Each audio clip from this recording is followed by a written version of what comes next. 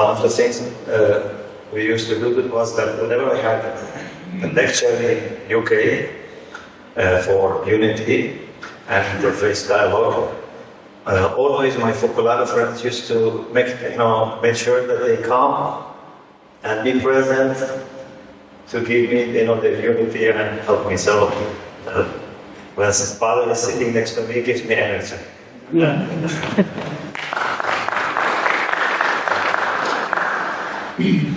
In the name of God, the compassionate and merciful,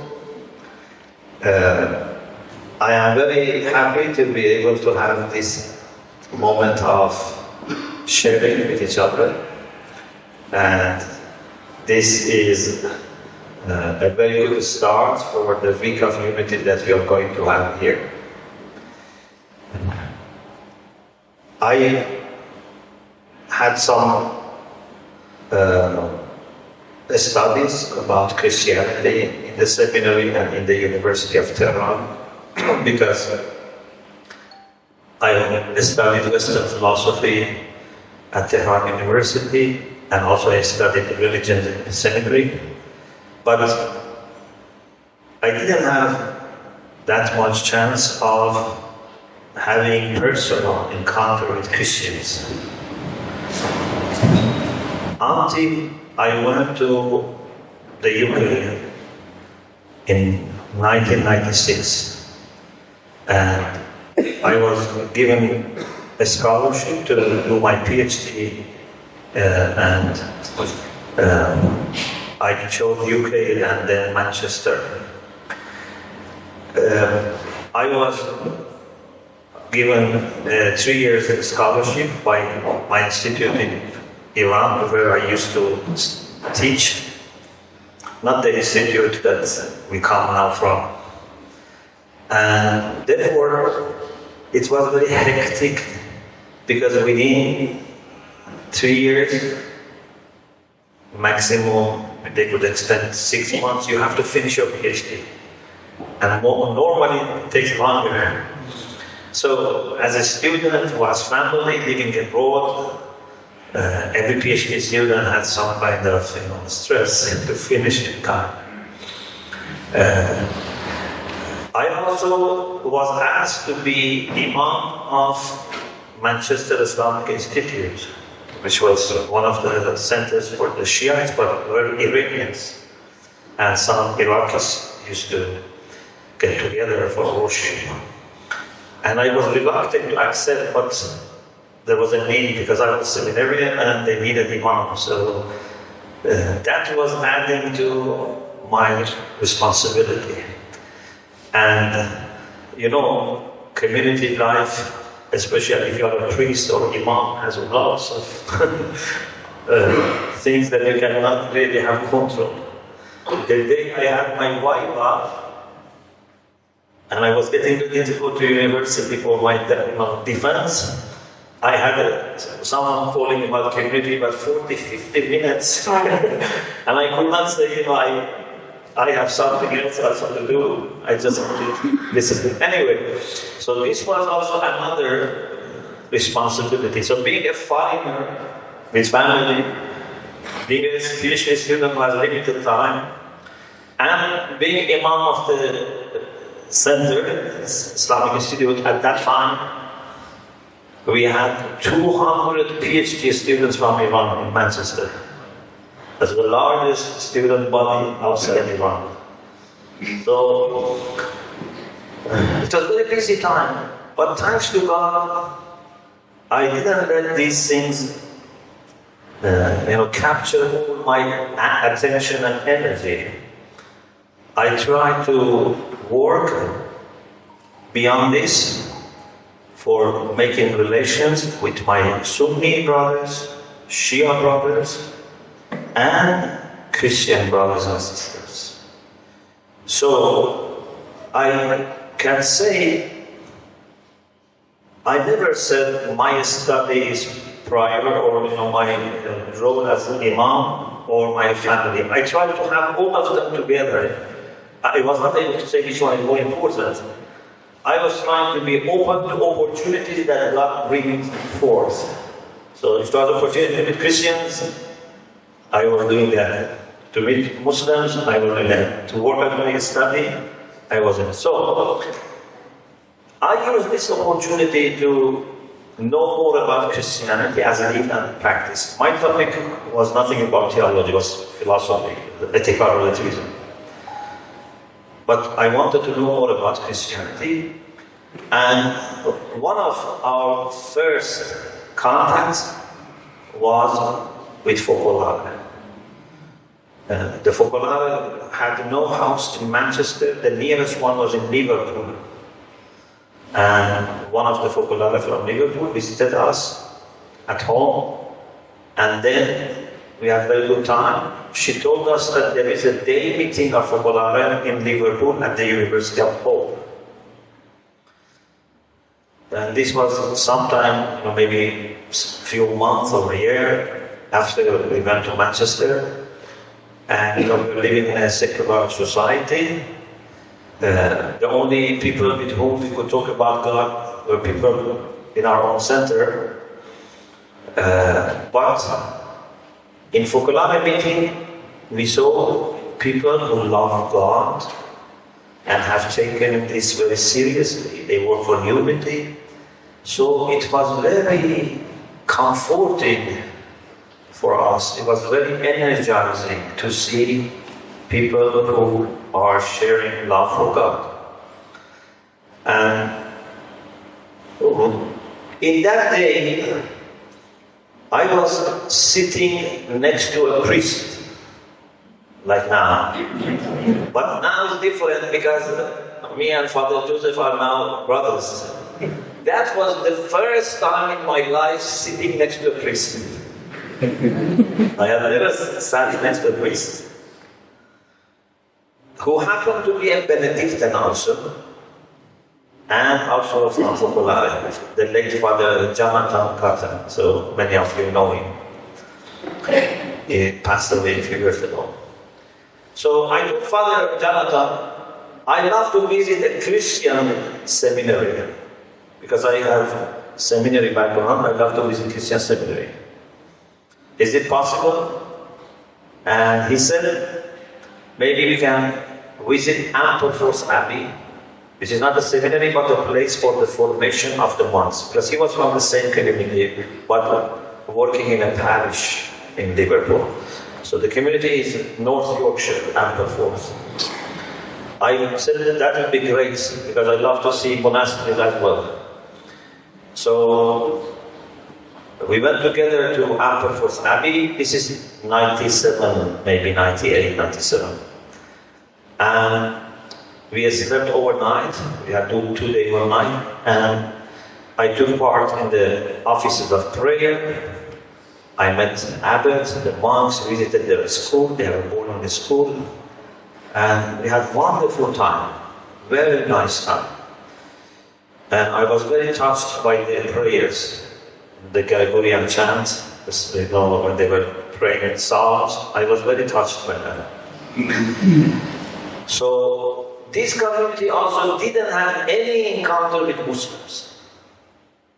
I was the first Muslim who happened to be there. And later, when we became very good friends, the late Abbot Timothy Wright said, I was worried what this smiling face is going to do here. So, they had a kind of difficult experience also that I came to know later, that one of the monks had become a Buddhist. So maybe this was in his mind, and he was worried that maybe I am able to convert people or do something, mischief.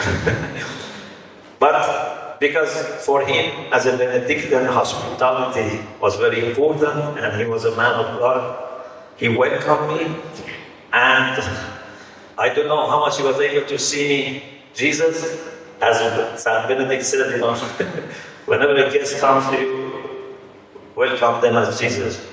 So, we had a very good time, and he told me, you can bring your family here. So, we went sometimes with family as a week, as 2 days, 3 days. And then we took part in the first Mariapolis in the UK. It's not permanent Mariapolis, but summer Mariapolis in Lake District, maybe 98. And we were the only Muslim family. There were 600-700 Christians, and we are one Muslim family there, but we had very good time, thanks to God. And my wife then decided, based on the atmosphere there and discussion in Focolare, to change the topic of her dissertation into love in Christianity and Islam, which was then published by New City in the UK and translated into Italian and published also by Cittadella in Italy. So we kept meeting on Focolare, brother and sister, we kept going to the Mariapolis. Then in 1999, we were invited to take part in the meeting of Muslim Friends of the Movement in Rome. There were about 300 Muslims. And this was very interesting for me because through Focolare I met lots of Muslims from different countries. So not only Focolare was a gate to enter into Christianity, but also was a window to see some part of Islam. And we had also some programs in Vatican because it was the eve of the new millennium, just close to the Lord. And then with Benedictines, we had very good experience. Just before I went back to Iran in 2001, because 2000 I finished my PhD, then 2001 I was in London for a year, and then 2001 I went back to Iran. So Abbot Timothy, after some years of knowing each other, he said, Muhammad, are you happy to talk to the brethren about Islam?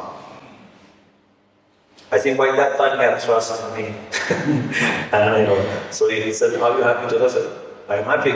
He said, what are you going to say? And I had not thought about it.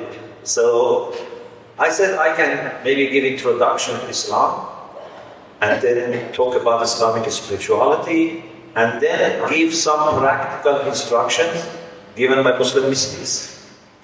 I thought that may be suitable for monks. And he was happy and said, why you don't give 3 talks? Not just one. So I used to go from London to Mariapolis, 4 or 5 hours of driving, give talk, sleep, and then come back. Thanks to God, these talks helped us to understand how much we share. We already had some idea, but when we went into details, we realized that we share a lot. Especially when I was talking about the spirituality, they kept saying, this is also in the rule of Saint Benedict. By that time, I had not read the rule of Saint Benedict. Later, we had some studies, even we did a thesis in our institute about it. But by that time, I had not studied, I just was talking as a Muslim. But they said, this is the rule of Saint Benedict, this is the rule of Saint Benedict.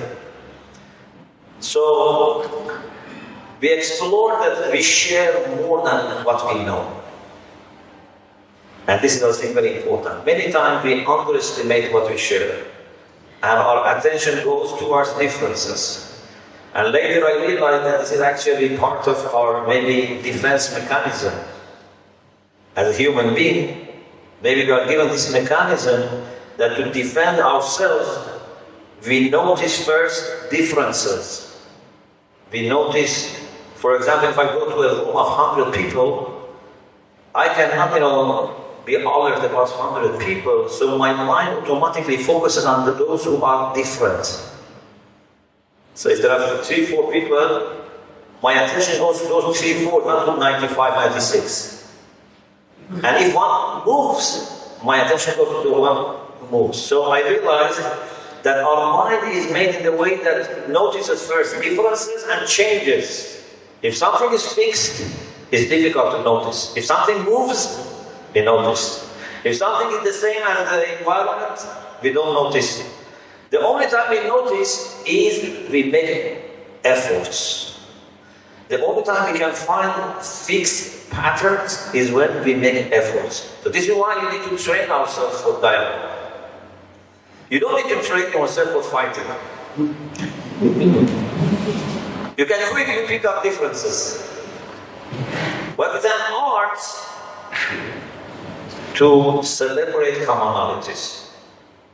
So, we found we have lots of things in common, and then I invited them to Iran. I made the story very short, because if I speak 1 minute for every year, I need 27 minutes. And I don't want just to speak as narration, I want also to reflect. So, I make it very short. I invited them to Iran, and Timothy and one of the monks came to Iran in 2002. And then we planned for the first Catholic Shia dialogue in the UK in July 2003. 2004 we published the book, and then three people came to Qom. Then 2005, 2007 we had 3 rounds of Catholic Shia dialogue, 3 visits of Iran, but then he moved to Rome. When I took a group of PhD students from Iran to Italy, to show them the Catholic Church and Focolare, we met in St. Beda College in Rome. He was the spiritual director. And we said, let's resume our dialogue. So we started then the 4th round of Catholic Shia dialogue with monastic interreligious dialogue. And the first was in Saint Anselmo in Rome, number 4. 5 was in Iran. 6 was in Assisi. 7 was in Iran, and then 8 was in Kenya.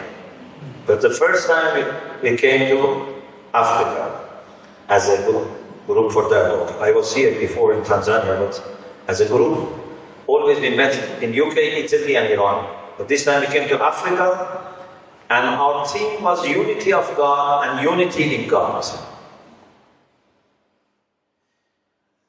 In addition to this line, with Benedictines, that I stop here, our relation with Focolare also grew. From UK to Italy and US, Canada, Philippines, wherever I travel, I make sure I visit Focolare. I visit my Shia brothers and sisters, and I also visit Focolare. So our relation with Focolare also grew.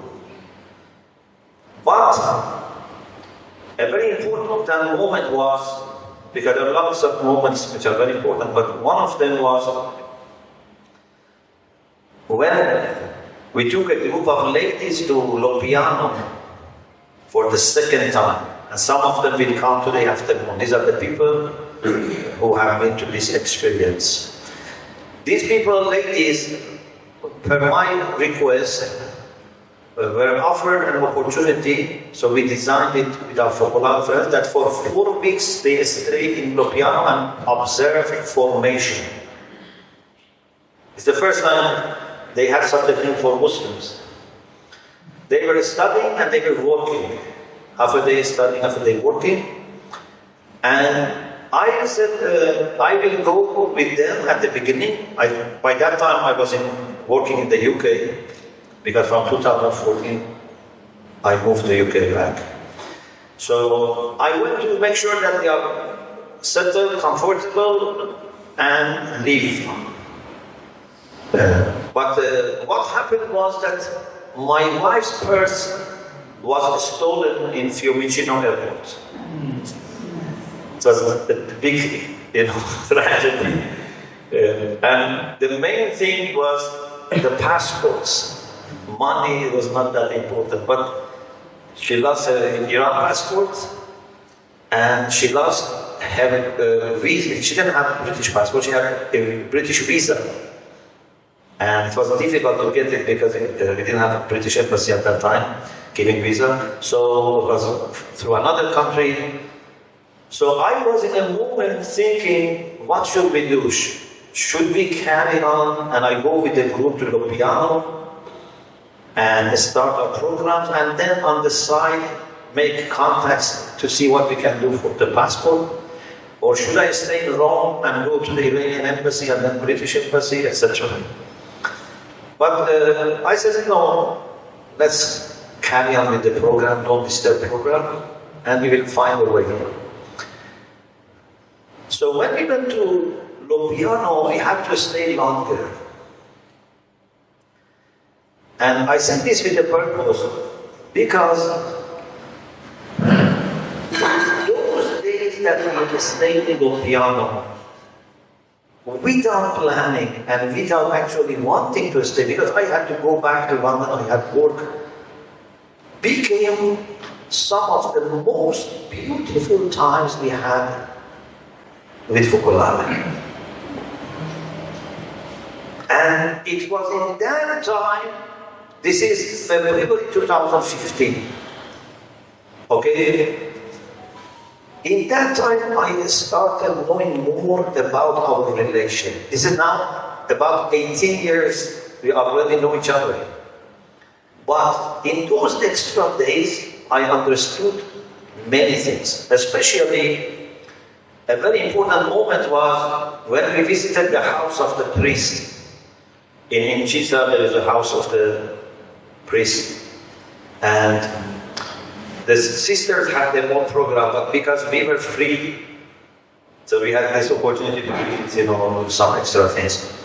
So we visited the house, and then we were just leaving. One priest offered tea for a drink. And I normally never say no when someone offers something. So I thought maybe I should, wait. So we sat together, and then one priest asked about my relationship with the Focolare. And I tried to explain to him our relationship, and especially why I think Focolare spirituality is very important. Believe me, when I started to talk to him and explain to him, I understood things better. Because sometimes you know something, but when you want to explain, you have to articulate. And some examples came to my mind that till today I am using. For example, the idea of the school of God came to my mind in that meeting. And later I realized that this is also a very important concept for Focolare. And Chiara had a talk about this.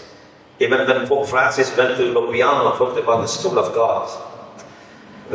But in our meeting, this idea came in my mind. And so, when I talk to him about what I see is the significance of this charisma of unity from a Shia Muslim perspective, it was very helpful for me and for him. We had a Focolare friend, Paul, the French Focolare, and he said, Muhammad, can I record it? And he started recording from that point everything I was saying in every meeting. It seemed that that was the time that I started to understand better, and even people around were noticing that now maybe I'm understanding better.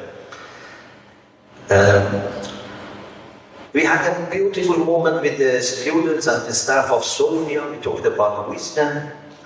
So, it became very beautiful. Then, Professor Piero Coda, you know Piero Coda, he invited me to teach in Sofia for 4 sessions on interfaith dialogue from Islamic perspective. So in July 2016, this was February 2015, in July 2016, I went to Sofia Lopiano and gave 4 lectures on interfaith perspective from Shia point of view. And then I had a meeting with Piero Coda. This is the very beginning of things of unity, but in this context which is built over 17, 18 years already. I told Professor Piero that I know that you are committed to unity because over years I have observed the movement very carefully. Yeah, I was very careful. I didn't quickly accept anything. I was very, open. I had positive opinion, but I never, accepted. I wanted to be sure. But after 17, 18 years, I was convinced that this is a genuine business. This is not, something which is artificial or superficial. Because when you see something is very good and is always very good, then you wonder, is this real or this is, maybe artificial? So whenever I went in any country, I was amazed by seeing the same spirituality, the same unity, the same love. Even the people that I met for the first time, they treated me like someone who knows me for years. I remember there was an Academy of Religion in the United States in Georgia. And I met a Focolare sister who was there for a book stall of New City. So there were hundreds of people, and the only one that I knew was a Mennonite friend. And then I saw this Focolare. Just for a few minutes, I felt so united with her. As if she's someone, a Focolare in the UK, that we know each other for years. So when I see something is so good, I couldn't dismiss it and I couldn't accept it. That this is real. I had to take more time to check and observe. Is it really a movement has managed to make such a consistent spirituality over the world in its members, no matter they are British, they are American, they are African, they are Filipino? I was amazed with this. So, I told Piero, I know you are committed to unity. So I was sure that Focolare are committed to unity. I said, I am not sure about myself, but I think I am also committed. I hope this is my life that I am working for unity. But I feel, and maybe many of people have this feeling, those who are interfaith dialogue, I said, I feel we are stuck. After some initial steps, you feel there is no progress. You are just continuing the same thing. We are meeting, talking, enjoying being with each other, but I don't see we are moving more towards God's plan for universal fraternity. And I told him that I am sure, from Quranic perspective, whenever human beings struggle for guidance, God is going to guide them. Because God said in the Quran, those who struggle in our way, He will certainly guide them our ways. So, what is the problem? He is committed to unity. I think I'm committed to unity, but we seem to lack further guidance. We don't know what to do.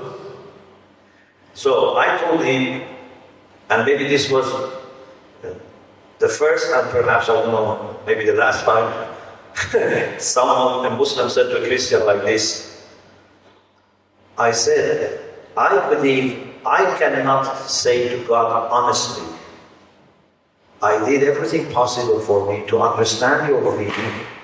If I only read Muslim texts and study with Muslim friends, you also cannot say to God, you did everything possible to understand the plan of God for unity if you only rely on Christian tradition and Christian friends. Let us come together, bring our thoughts, our traditions, but ask God to guide us further. Because God, this is the maximum we can do. We can sit together as brothers, share our thoughts and wish to ask you to guide us. But when we ask God to guide us, we should not say to God, God, please guide me so that I can say a new thing to Piero. Or Piero should not say, God, please guide me so that I can share. We Christians have better ideas. Many times interfaith dialogue is like this. That people respect each other, but they try to say somehow that we have better ideas. We respect your tradition, you have good ideas, but we understand better. Our saints, our revelation, our scripture are better. Many times, unfortunately, this is unspoken, but it is there. But our style was different. We said that we come together as brothers, and we ask God to choose how He wants to guide us. That doesn't matter. It doesn't matter. God can choose any way that He wants to communicate. God can communicate His will through a Muslim to a Christian, or through a Christian to a Muslim, or even from outside. It doesn't matter. We are thirsty for His guidance. It's up to Him to choose how He wants to offer. And Piero Koda was very happy, and later he said that based on the teachings of Chiara, I realized that this is an idea coming from God. So he welcomed the idea, and he said, let's start this. What should we call this? I didn't think that he's going to accept this and he's going to ask for a name, so I didn't think about the name. When he said, what should we call it? It just came to my mind, wings of unity. Because with one wing, you cannot fly, even if it's too big. With two wings, which are small and humble, you can fly, but not with one wing. And it was interesting that later I realized that coda means tail in Italian. So we have two wings and tail. So we can fly. And then he offered to make a pact of unity, pact of love, which is very important in folklore and spirituality, and without hesitation I accepted. So from that moment, in April 2016, we embarked on a new phase in our relation with folklore, which is no longer dialogue, it's unity. Sometimes to explain the difference, I use this example. I say, sometimes maybe a man and woman, they want to see whether they can marry or not. Yeah, they talk to each other, and hopefully they are honest. They mean what they say. They don't want to deceive the other party. Yeah, it can be honest discussion, conversation to see whether they can marry. But when you marry, do you marry just to continue talking to each other?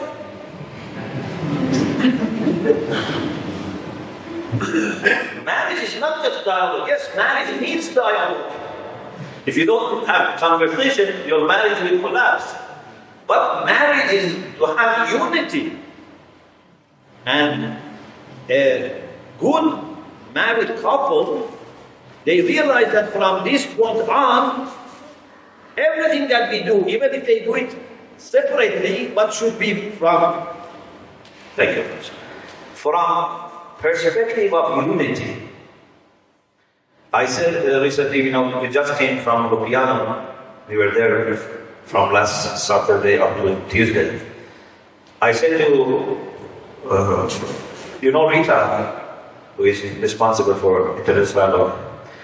I told Rita, whatever I am doing is inspired by our unity. Even if you are not there, even if Fokolad are not there, even if I'm talking somewhere that Fokolad are not there, the unity that we have is shaping that. Sometimes we have programs with other people, but I'm always mentioning this unity, and I'm always inspired by this unity. So, when you marry, everything you do, even if you travel alone, should be with the understanding that I have my wife or my husband and we have formed a unity. And then God can gift you with children. If you want to have children from God, you need to have marriage, not just conversation. So, we started this journey and we met twice, 3 times a year. Then we said, let us also involve the youths. In August 2017, we had a very good meeting in Tonalico, northern Italy. We had about some 30 Shia, some 30 Catholic youths, and the professors, etc.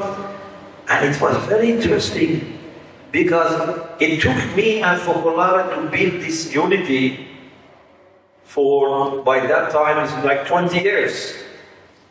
But these youths, in a matter of few days, they were very close to each other.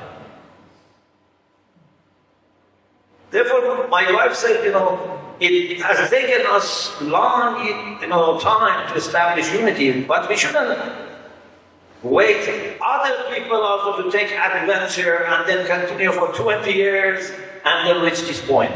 Now I have responsibility and you have responsibility to offer this opportunity of witnessing this unity to the youths. And there was a beautiful moment in Dolomites, the mountains. And we went together when we came on and then we finished. So everyone was taking his or her time to come down. Some youths decided to sit on a rock, seeing a beautiful valley, and they started praying Muslim prayers. There were 2, 3 people. Then some Christian youths joined them. They started praying Muslim prayer, Christian prayer, looking at this beautiful valley in this spirit of unity. And they told us later that they had such a serene and tranquil experience that they never had. One of our brothers from Montreal, who is very educated, he has 2 PhDs, he's a professor. At that time he was finishing his PhD. He said something that remained in my mind and I always quote this. He said, I pray to God to die with such serenity. So, this is unity. So, when you have unity, if there is a Muslim praying next to you as a Catholic, or if a Catholic is sitting next to me as a Muslim, it shouldn't disturb me. Rather, it should make me feel better. So this is a test for you, for your spirituality. If you see prayer of another believer in God is disturbing you, you should revisit your faith. Yeah. How can someone's prayer disturb? You should be happy that people pray to God. Yeah? In this world, that there are many people who don't believe. I should be so happy to see someone is believing in God and praying to God, even if I don't understand. So, if prayer of someone else is disturbing you, it's a problem. If it doesn't disturb you and you are okay, so you are not fatally ill, but still you are ill. If prayer of someone else makes you happy, gives you hope, energy, and makes you grateful, that is the sign of a true faith in God. So whenever in London I drive and I pass by a church, I become happy. And God knows how much pain is in my heart if I see people don't go to the church. I have pain if someone doesn't go to the mosque, a Muslim young visitor doesn't go to the mosque, I have pain. But I have also pain if they don't go to the church. I become happy when I see the mosque, I become happy when I see the church. So, these young visitors, with the help of the environment that our unity with Focolare created, they quickly got the message. And it's very interesting, Carlo knows very well Daniel. Daniel was from Scotland, from a family that knew the movement, but Daniel had no plan for kind of religious life. Okay? After this experience, he felt that he should explore more religious life. So he went to Focolare for in Lopiano, for Gen school. Then he studied in Sofia, then he went through formation. So he became a Focolare. And there was a lady who was deciding, and she also joined the movement. So our relation is not a relation that would weaken our faith. I am not here to convert you, you are not here to convert me. We are here to convert together. All of us need to convert. Not to another faith, but deeper into your own faith. So, one idea that came to my mind in Wings of It, I will finish because I love to hear your also comments, is that now our dialogue, because of our unity, has become a joint effort to listen together to God.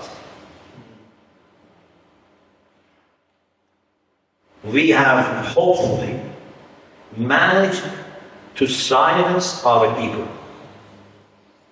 Because many times in dialogue, ego is speaking to ego. Yeah? Many times. It's my ego is speaking to you. You think I am talking about God and God's will, you are talking about God's will. But many times, unfortunately, we are talking about our will and we project it to God. Many times, we have converted God to our faith. Yeah, the easiest person to convert is God. So I have converted God to a Muslim God. You have converted God maybe to a Christian God. Isn't it? But God is not Muslim or Christian. And God is not Islam or Christianity. I never replace God with my religion. I love my religion, but I never worship my religion. I only worship God. So we need to silence our ego and then listen together to God. When we listen to God, we listen with 2 ears. This is very important. It's a great lesson that I have learned. God has not only spoken to Muslims. God has not only spoken to Christians. God has spoken to people across the world. But because of our belonging to Islam and Christianity as the last 2 revelations of God, at least we need 2 ears. A Muslim ear and a Christian ear to listen to God. Sometimes there are things that God has spoken to both traditions. So with a Muslim ear I can hear, with a Christian ear also I can. But sometimes maybe God has inspired one saint in one tradition. Should I say, oh God, I'm sorry. If this saint was a Christian, I would have accepted. But now, I cannot. No. I need any inspiration from God to any holy person. If that holy person is a Christian or a Muslim, it doesn't matter. Because the source is important. Any inspiration, any wisdom is coming from God. So, the beauty of unity is you are broadening your mind and heart to receive more from God. Whether it comes from Christian channel or Islamic channel or any channel. To begin with, we start with our traditions. So this is the beauty of unity, that we have reached the point, we know each other, we love each other, we trust each other, and we want to invite God to talk to us what He wants from us as His instruments for unity. An idea alternative came to my mind that for establishing universal fraternity, I think, one of the greatest inspirations from God, if not the greatest. Do you believe? If you want to establish universal fraternity all over the world, is it a small inspiration it's needed, or greatest inspiration in the history of mankind? Because it is the greatest achievement. The greatest achievement of humanity is not to send someone to the moon, or I don't know, to have high-tech or whatever. The greatest achievement of humanity is to establish universal fraternity. It's the most difficult thing and the most important thing. For this, we need the greatest guidance, the greatest inspiration from God.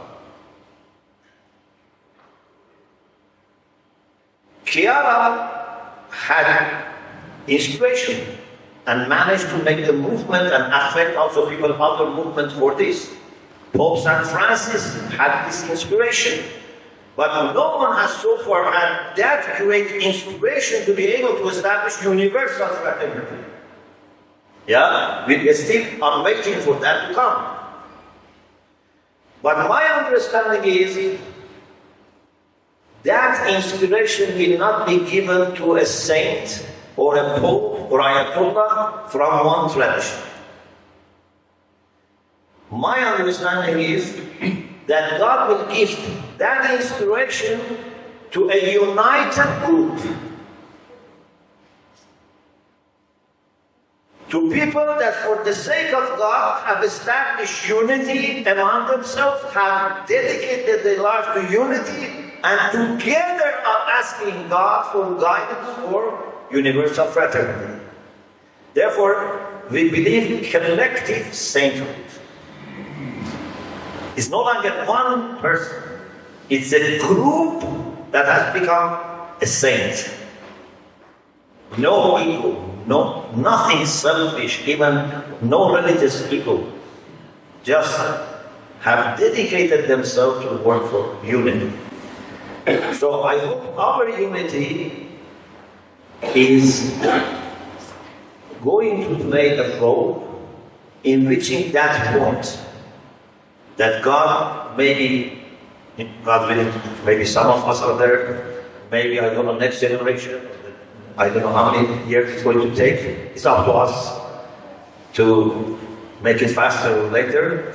But I hope at least we are paving the way. We are showing a sample of unity.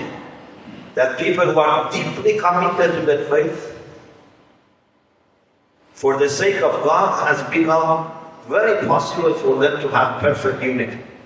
A unity that you may not have even with your cousin or your sibling when they have not dedicated their lives to God and unity. With some of my Christian brothers and sisters, I feel more united than some of my family members. With them, maybe after 2 hours, we don't have anything else to say. But with Focolare, we are more than 20 years, meeting, and you are never tired.